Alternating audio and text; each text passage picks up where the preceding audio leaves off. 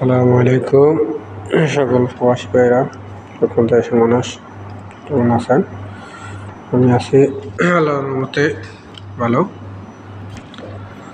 বর্তমানে যে পরিস্থিতি বাংলাদেশের, কোনো মানুষ কোনো সুখে নাই, সবাই আছে আতঙ্কে আর টেনশানে। ঠিক আছে, বর্তমান যে সরকার হয়েছে সে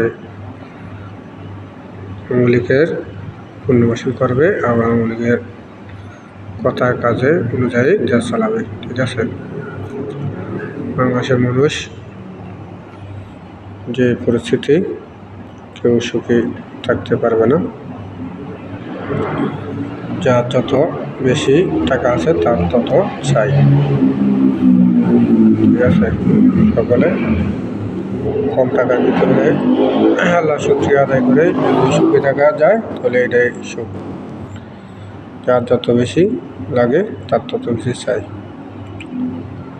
যাক, সকলে রমজানে নামাজ পড়বেন, রোজা রাখবেন, আল্লাহর কাছে সুস্থতা কামনা করবেন। বর্তমান যে খাম্বা তারেক আছে, ওই খাম্বা তারেকে দেশের মানুষের ভালো ভালো জায়গায় সেচ করে ও টাকা কীভাবে লুটতরাজ করবে সেই অনুযায়ী দেশ চালাবে, সেই অনুযায়ী ওর প্ল্যান। ওকে, সবাই জুলাই আন্দোলন শেষ হয় নাই, জুলাই আবার আন্দোলন করতে হবে, জুলাই আবার অনুষ্ঠিত হতে হবে। ওকে, সবাই ভিডিওটা শেয়ার করবেন। আল্লাহ হাফেজ।